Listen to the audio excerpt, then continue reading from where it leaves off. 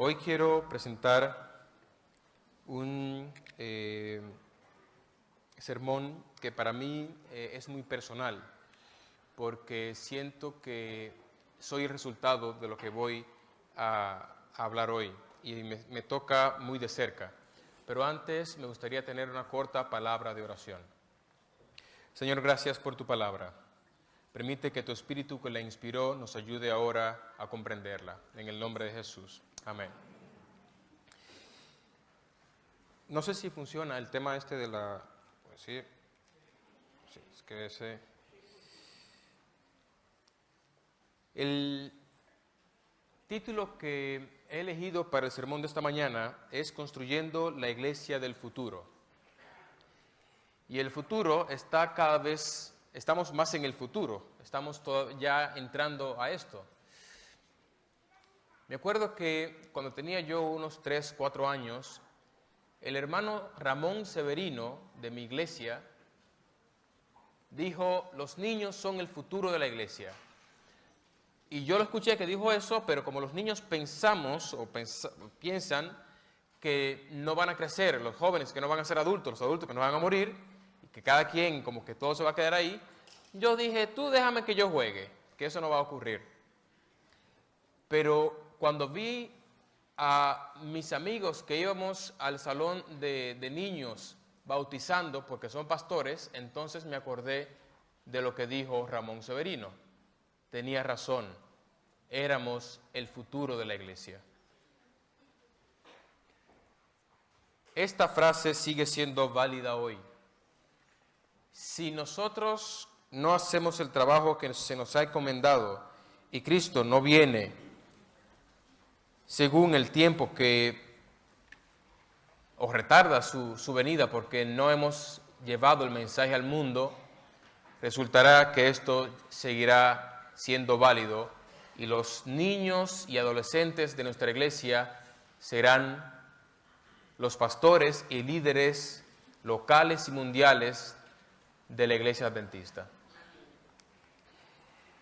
La pregunta es, ¿cómo será la iglesia del futuro? Y esta pregunta inquieta a más de un pastor, inquieta a más de uno en la iglesia. ¿Cómo va a ser la iglesia del futuro? Bueno, puede ser que la iglesia del futuro tenga mucha tecnología y quizás use hologramas y la realidad virtual o la inteligencia artificial en la iglesia o realidad aumentada o quién sabe si alguno que otro estudio bíblico online.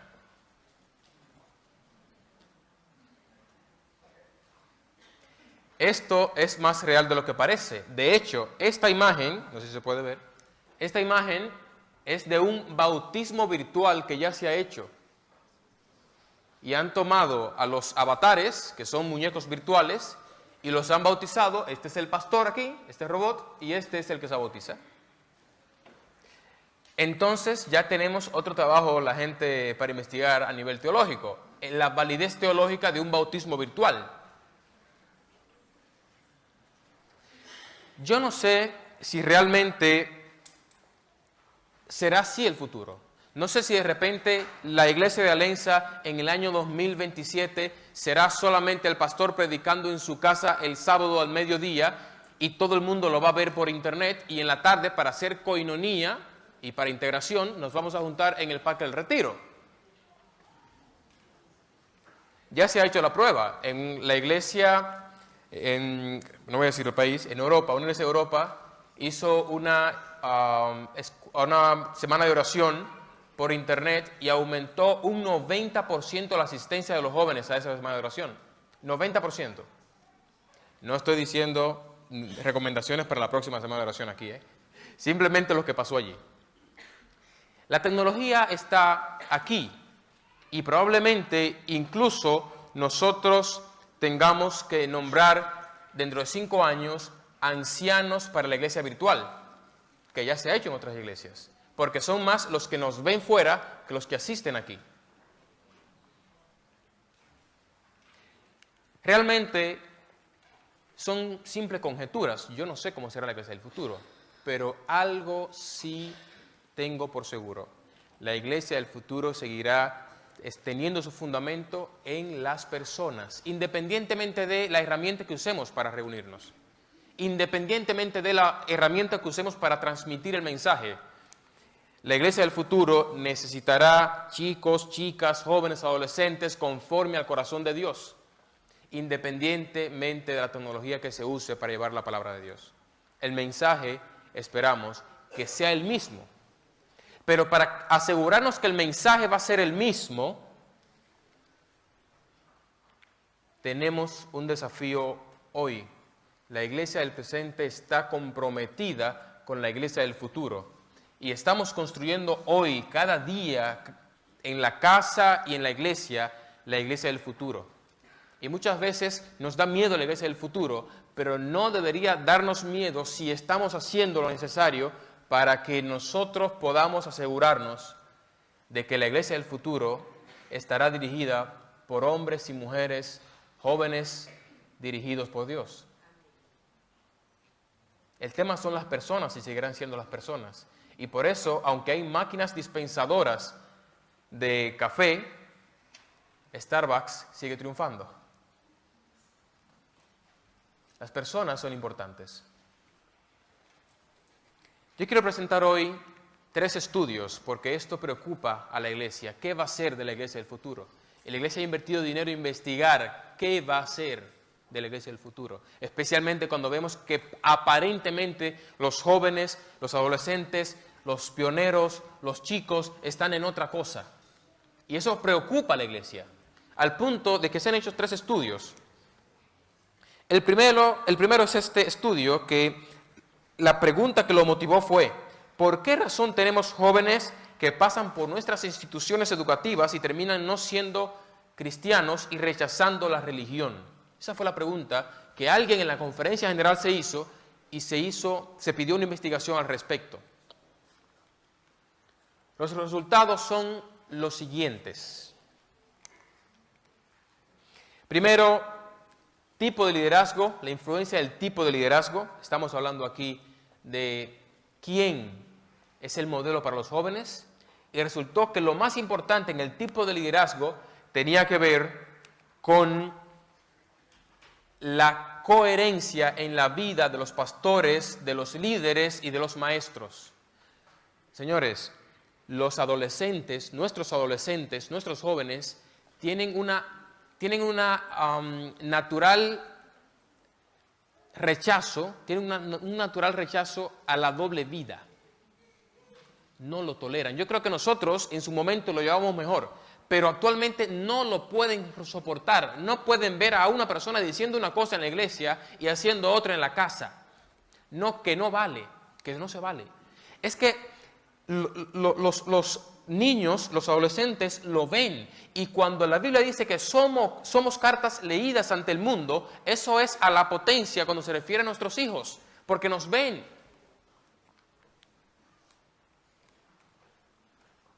Cuando se refieren a nuestros jóvenes, a nuestros adolescentes, porque nos ven. Y la iglesia del mañana no será mejor que nuestra práctica cristiana, no que lo que digamos aquí, sino que nuestra práctica cristiana.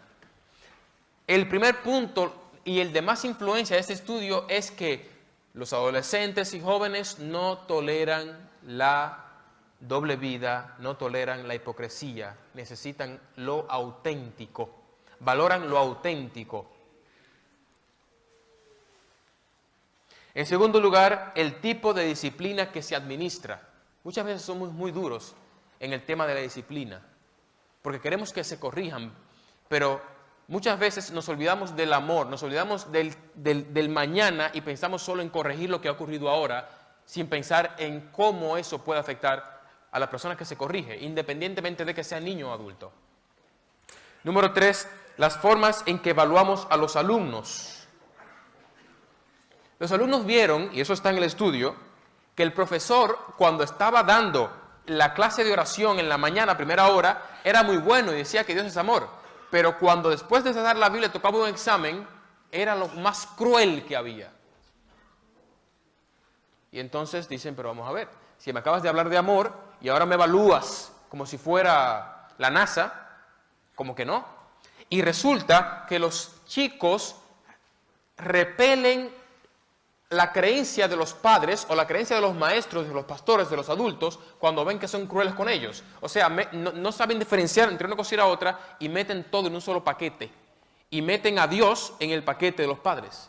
Y rechazan a Dios así como rechazan a los padres, a los maestros, cuando la forma de ser evaluado no es una evaluación dirigida hacia el crecimiento, dirigida hacia el amor. No significa que no se evalúa a los alumnos. La forma de evaluación, cuando yo tengo un maestro que porque no pude terminar la tarea, que él sabe que estaba enfermo, viene y me impone una carga o es cruel conmigo, yo siento que es cruel, yo rechazo no solamente al maestro y su forma de evaluarme, sino al Dios del maestro y sus creencias. Punto número 4, la expresión incondicional de amor. Amamos a los niños en la medida en que hagan lo que nos conviene y lo que queremos que hagan. Cuando los niños y los adolescentes, y quiero usar esto como un término para todos los que no somos adultos o los que no son adultos, cuando ven que la expresión de amor es siempre yo te voy a amar cuando tú me obedezcas, tampoco vale.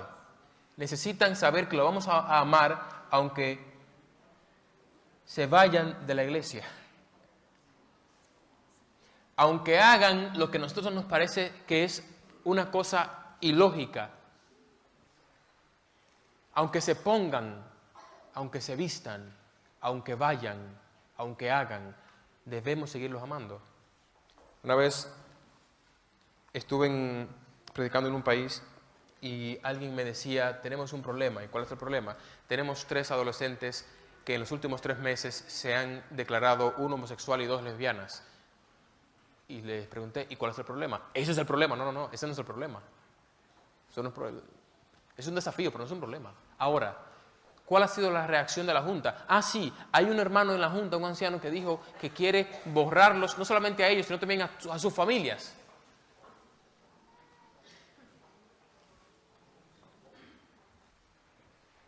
El problema no es el problema, sino cómo se trate. El problema no es el problema, sino cómo se trate, cómo se gestione. Que la forma de gestionarlo puede ser que resolvamos el problema o que lo empeoremos. El segundo estudio, fe en equilibrio. El estudio pretende revelar las actitudes de los jóvenes adventistas hacia el hogar, la iglesia y la escuela. Oído a esto, aquí hay números. Escuchad lo que resultó esto. El 72% de los que en ese momento eran alumnos de colegios adventistas dicen que trabajar en la iglesia, aceptar un cargo, es para después de los 40. Cuando yo disfrute, entonces me pongo en serio con Dios, después de los 40. El 31% de los adolescentes que asisten a la escuela adventista tiene una vida devocional familiar. O sea que el 69% no hacía estudio de la Biblia en casa, de los adventistas. El 35% no cree en la inspiración de la Biblia, adventistas. El 85% piensa que la religión no es un factor o no es el factor más importante de influencia en su vida. 85% niños adventistas. El 47% confiesa que la salvación no se logra de acuerdo al estándar, el 47% manifiesta que la salvación se logra viviendo de acuerdo al estándar y prácticas que la iglesia adventista enseña. O sea, tenemos un 53% de jóvenes que no cree que va a ser salvo siguiendo lo que la iglesia adventista enseña. En nuestra iglesia. 69% cree que los programas de la iglesia no son interesantes. El 55% piensa que no pueden actuar de manera natural en la iglesia. O sea que cuando los jóvenes vienen aquí, de cierto modo han aprendido a fingir. Son unos afuera y otros dentro porque la iglesia no acepta cómo realmente son, según ellos. El 60% participa normalmente en bailes. El 47% cree que los adultos insisten en algunos valores morales que ellos no practican. Ese es el resultado de este segundo estudio. Como para hacer pensar alguna cosa, ¿no? Había más datos, pero estos son los más relevantes. Como para pensar en algún momento, como líderes de iglesia, como adultos en sentido general, que esto es trabajo de todos. ¿Por qué piensan esto? ¿Por qué? ¿Qué está pasando? El último estudio, este estudio duró 10 años. Intentaba responder la pregunta, ¿por qué nuestros adolescentes dejan la iglesia? La iglesia invirtió 10 años para que se investigara eso. Esto avalado y solicitado por la Conferencia General. Los resultados han sido confirmados no solamente en Estados Unidos, sino también en Europa y Latinoamérica. Son los mismos. El factor más importante, según este estudio, es que los chicos se mantengan en la iglesia, o que los chicos se mantengan en la iglesia, es el culto familiar regular, o que los padres promuevan una cultura bíblica en la casa.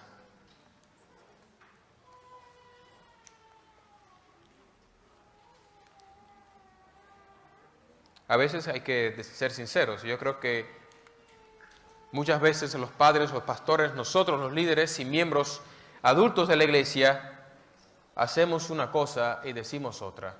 Reconozcámoslo, muchas veces ocurre eso. Y somos cartas leídas, si bien para el mundo, en primer lugar para nuestros hijos.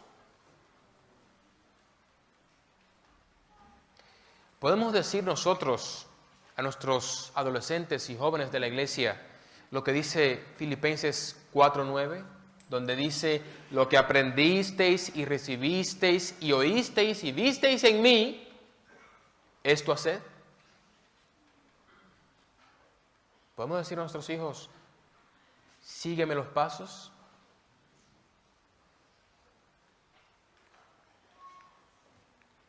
De todos modos, Dios quiere y puede ayudarnos a ser un ejemplo para nuestros jóvenes y nuestros adolescentes en la iglesia. ¿Qué podemos hacer para cambiar estas estadísticas, estos algunos puntos mejorables? ¿Qué podemos hacer para cambiar esto? Yo propongo 3 puntos que salen de hecho de las propuestas de los mismos estudios. En primer lugar, se necesita preparar a los padres para que puedan tener una adoración familiar significativa, promover una cultura bíblica en la casa, donde los niños, jóvenes, adolescentes aprendan a amar a Dios y a la Biblia en casa. En segundo lugar, se necesitan pastores que hagan una vida religiosa o que lleven una vida religiosa coherente. Pastores, líderes, adultos, maestros, que lleven una vida religiosa coherente, que lo que digan sea consecuente con lo que hagan.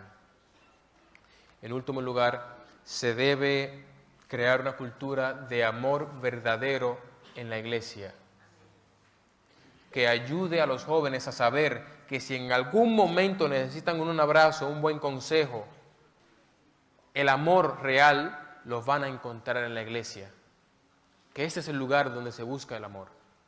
Que si bien es cierto que en una tienda vas a encontrar ropa, en la iglesia vas a encontrar amor, no críticas, amor. Que deseen que llegue el sábado, porque el sábado en la puerta se les recibe con amor, en la iglesia se les trata con amor, y se les mira con amor, y se les habla con amor, y se les escucha con amor.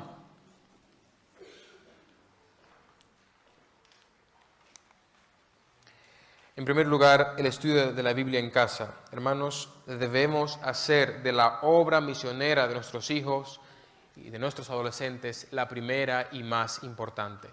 Hay gente que quiere ir a China a dar su vida por Cristo.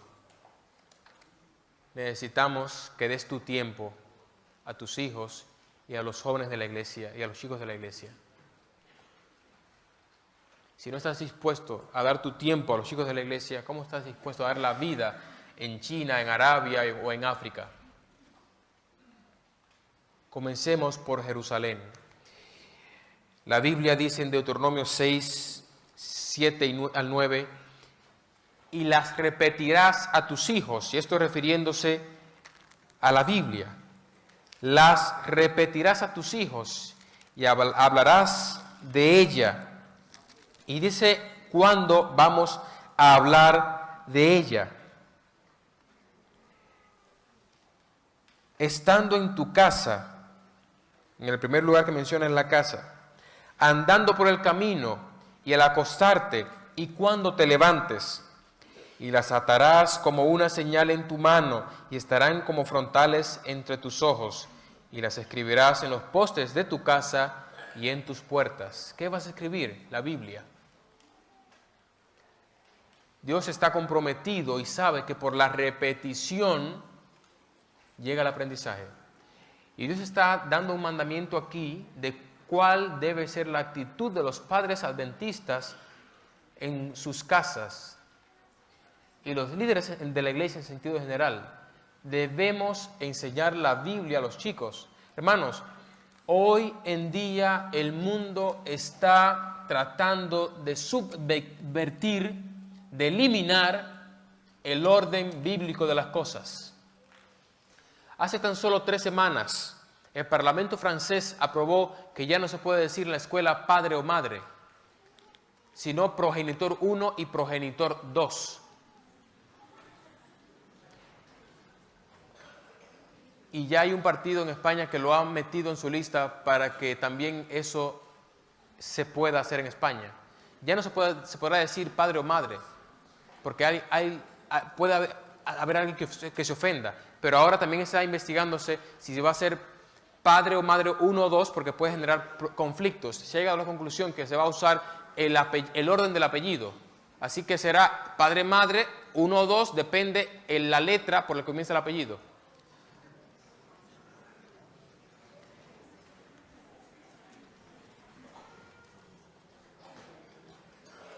Que esto no es el futuro, que ya pasó. Que ahora en las escuelas de España se le está diciendo en ciertas comunidades autónomas a los chicos que ellos no pueden saber cuál es su género hasta que no prueben los dos y decidan cuál quieren ser. A nuestros adolescentes, si ellos no conocen la Biblia y lo que dice la Biblia, ¿cómo se van a poder defender? Y no es que se defiendan ni entren en conflicto con nadie, sino que sepan cuál es la posición bíblica y puedan mantenerse en esa posición sin necesidad de decir nada a nadie, pero que sepan ellos cuál es la verdad, que tengan una referencia firme de cuál es la verdad. Es delicado lo que está ocurriendo. Hace unos años, 6 años, un historiador judío escribió un libro que se llama Sapiens.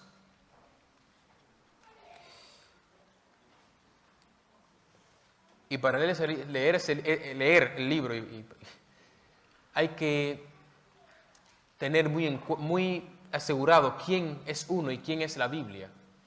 Ya ha vendido 30 millones de copias de ese solo libro, ha escrito 3. Y él presenta, según él, la versión real de la historia, que pasa por negar todo lo que entendemos como verdad. No es una novela, es un libro de historia, 500 páginas, y 30 millones de personas lo han leído y ya se está haciendo la película de eso, porque va acorde con el plan de Satanás. Ha dicho que Dios es una invención de débiles humanos. Son los libros que les recomiendan a nuestros hijos en las escuelas leer y en las universidades. Y si no tienen un así dice Jehová, pueden caer. 2 Timoteo 3, 14 y 15. Pero persiste, dice Pablo a Timoteo, persiste tú en lo que has aprendido y te persuadiste, sabiendo de quién has aprendido. Vamos a ver de quién aprendió. Y que desde la niñez has sabido las sagradas escrituras, las cuales te pueden hacer sabio para la salvación que es en Cristo Jesús. Pero ¿de quién aprendió Timoteo esto? ¿Quién era Timoteo? Según Hechos 16, 1 al 2, dice la Biblia, después llegó a Derbe y a Listra, eso es Pablo, y he aquí había allí cierto discípulo llamado Timoteo, hijo de una mujer judía creyente, pero de padre griego. Y daban buen testimonio de él los hermanos que estaban en Listra y en Iconio. Estamos viendo aquí una situación familiar adversa, probablemente. Una madre que creía y un padre que probablemente no creía. Pero los hermanos daban testimonio de Timoteo porque su madre había asumido la responsabilidad seria de mostrar al niño cuál era la verdad. No importa cuál sea la situación de las madres o de los padres en el hogar, si se quiere, se puede. No es un asunto de que es que mi esposo o mi esposa no es de la iglesia. Si se quiere, se puede. Segunda Timoteo 1:5 dice la Biblia, trayendo a la memoria la fe no fingida, eso es Pablo a Timoteo, la fe no fingida que hay en ti, la cual habitó primero en tu abuela y en tu madre.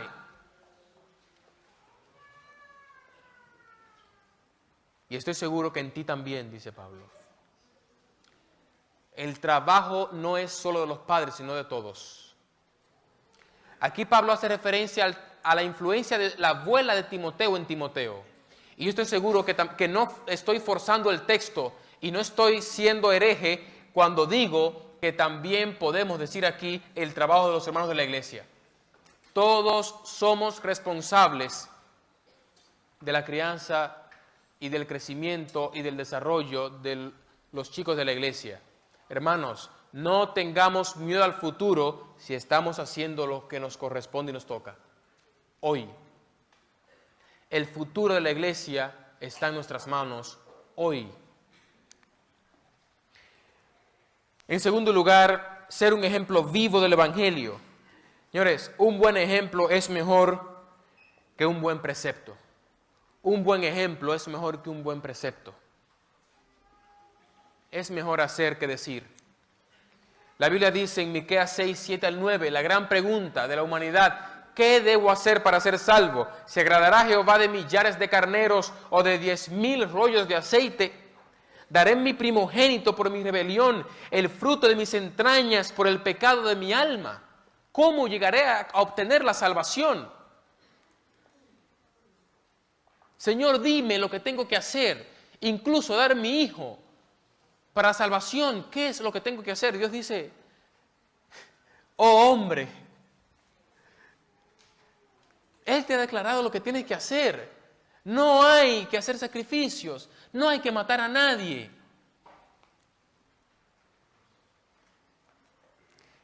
Solamente hacer justicia, hacer un verbo, actuar, hacer justicia, amar misericordia y humillarte ante tu Dios.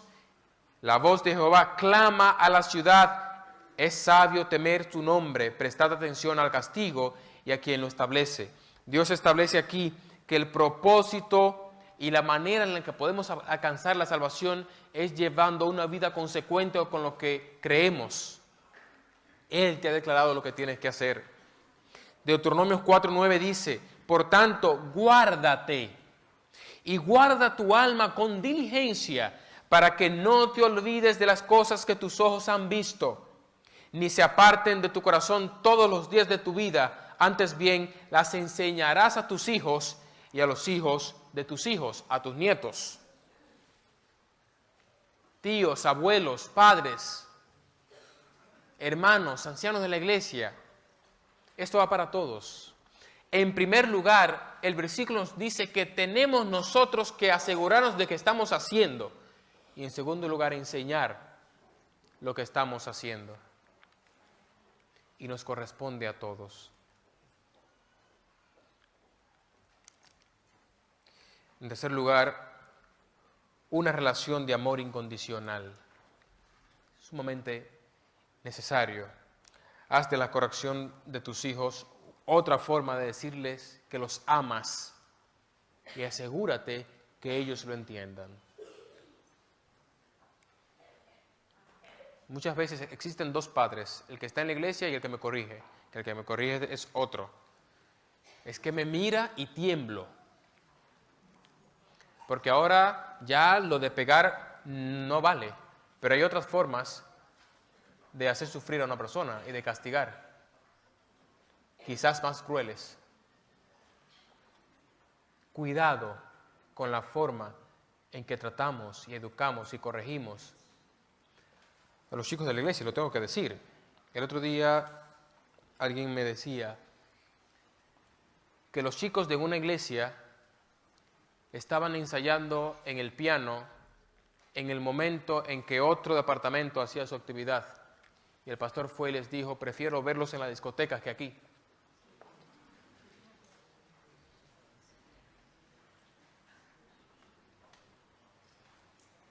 No fue aquí, por si acaso. Aquí no hacemos. La forma. Muchas veces tenemos más misericordia con el pecador de afuera que con el débil de adentro. Muchas veces tratamos mejor al malo de afuera que al santo de adentro. Al menos tratemos a los de adentro como tratamos a los de afuera, que queremos salvarlos y conseguirlos para Dios. También nuestro deber es conseguir y asegurar los que están aquí. Que Jesús fue a buscar la oveja perdida, pero no dejó 99 perdidas, las dejó en un corral, las dejó aseguradas. Así que primero aseguremos que tenemos lo que tenemos aquí al menos. El amor incondicional cuando los chicos pecan. Yo voy a ser sincero, a mí la verdad no me preocupa tanto que los chicos se queden en la iglesia siempre o no me da tanto miedo que los chicos se vayan de la iglesia. Ese no es mi miedo. Cada quien tiene etapas, cada quien pasa por situaciones, cada quien tiene una historia individual y Dios lo guía. Mi preocupación es que cuando los chicos se vean allá afuera, no tengan con qué comparar. Que cuando los chicos se vean afuera, no puedan decir, si vuelvo a la iglesia voy a tener amor verdadero. Sino que cuando allí no encuentren lo que buscan, en lugar de mirar hacia atrás a la iglesia, sigan buscando más adelante cosas peores. El joven rico se fue y el padre no se lo impidió. Pero el joven rico, cuando llegó el momento que tuvo que comer la comida de los cerdos, dice la Biblia, volviendo en sí, se acordó de lo que había en casa de su padre. La pregunta es, ¿saben nuestros jóvenes lo que hay en la casa del Padre? ¿Saben nuestros niños lo que hay en la casa del Padre? Cuando los chicos que se vayan estén allí en una cárcel o incluso con todo lo que quisieron conseguir, pero con el corazón vacío, ¿podrán volver en sí y acordarse que en la casa del Padre hay pan? ¿O no lo saben?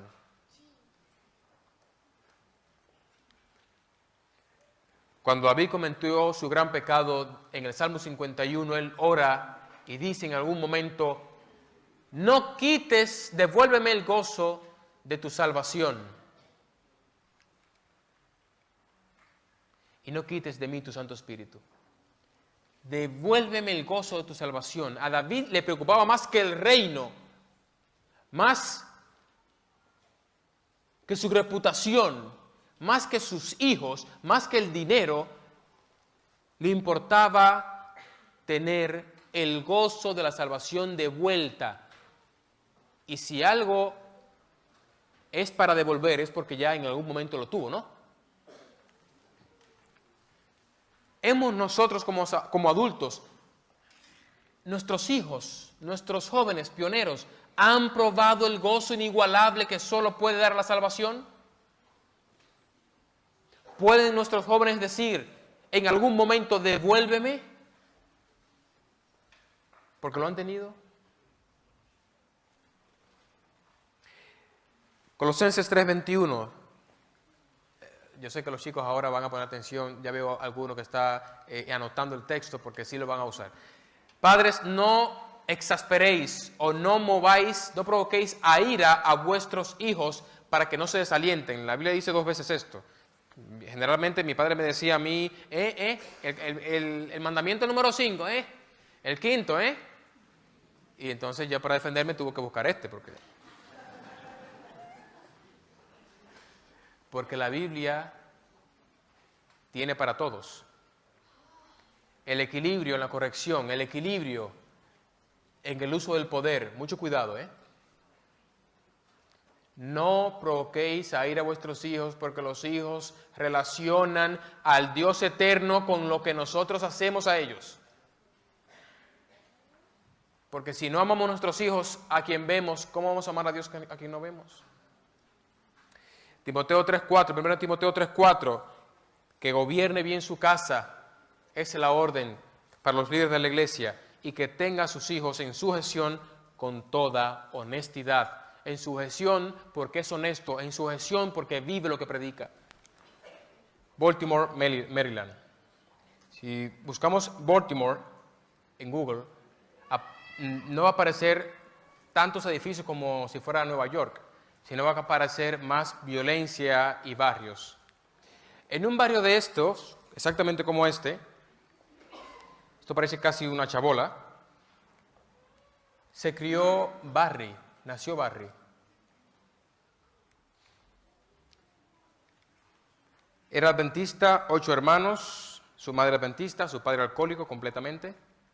Su madre era extremadamente pobre y los crió en este barrio lleno de drogas alrededor, prostitución alrededor, violencia.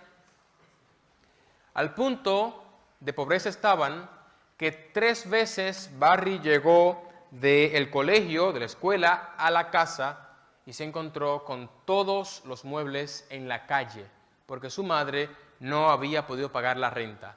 Imagínense eso en 3 lugares distintos.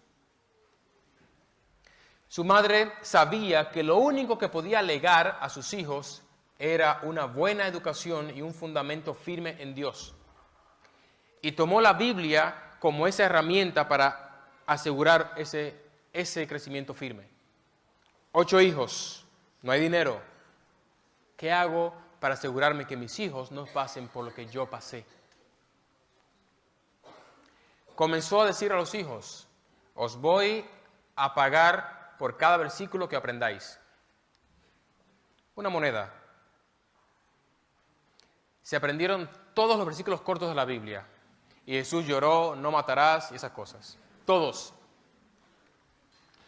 Pero una cosa adicional, los enseñó a que cada día del mes tenían que leer un proverbio, el proverbio de ese mes, de ese día.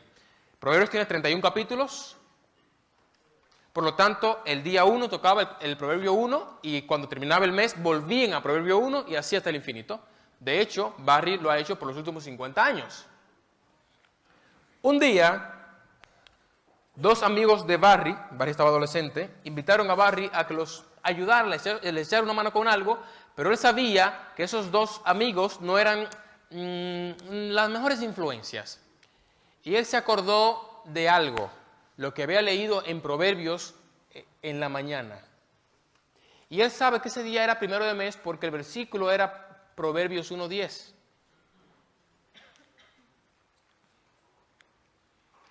Barry, siguiendo lo que dice el versículo, si los malos te quieren engañar, si los malos te quieren invitar, no consientas, no vayas. Él no fue. Se perdió de la diversión de ir con sus amigos. 2 de la tarde era ese momento. A las 8 de la tarde su madre puso el telediario y había un anuncio a la policía diciendo, estamos buscando a 2 personas por asesinato. Quien los encuentre, que dé noticias. Coincidencialmente eran los 2 amigos de Barry. Toda la semana se repitió el anuncio hasta que el fin de semana encontraron a los 2 chicos. Y cuando los encontraron, un chico dijo, no fui yo, fue él. Y es verdad, había sido el otro. Pero al juez eso no le valió. Por lo tanto, los 2 pagaron igual. La mitad de la vida en la cárcel. El tiempo pasó. Y Barry es esta persona.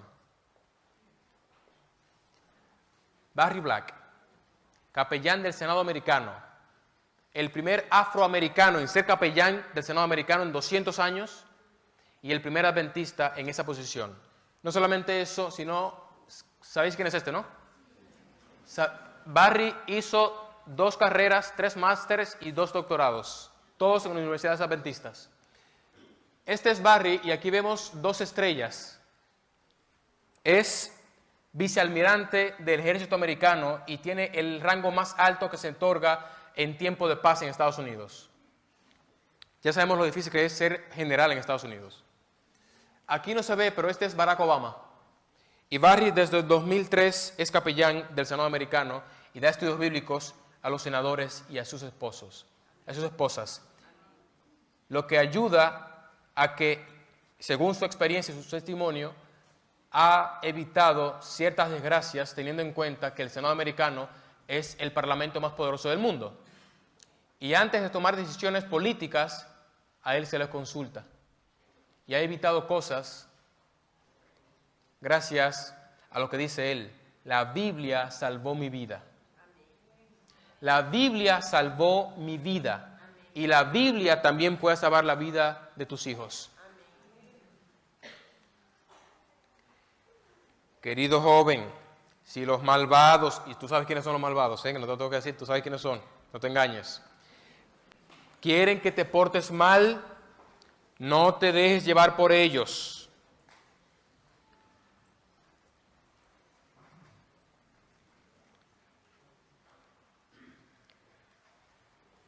¿Pueden nuestros hijos seguir este consejo porque también sepan lo que le hemos enseñado? Es importante que nuestros hijos tengan la información suficiente para tomar una buena decisión. Es nuestro trabajo. Que tengan la información suficiente para tomar una buena decisión. No solamente en la casa, sino motivando a los hijos a que vengan a la iglesia. Tenemos que hacer que aprendan y que tengan la costumbre de venir a la iglesia, a las actividades de la iglesia. Es un sacrificio, ya lo sabemos. Pero ese sacrificio te puede salvar la vida a ti y a tu hijo.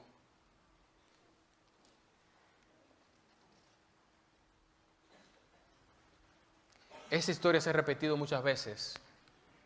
Y cuando vemos que Barry salió de ese barrio a donde está hoy a tener la mejor oficina de todo el Congreso,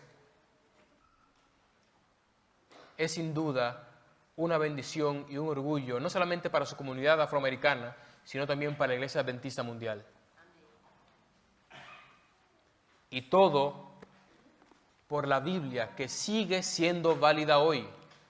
Aunque el diablo la está atacando de otra manera, sigue siendo válida hoy.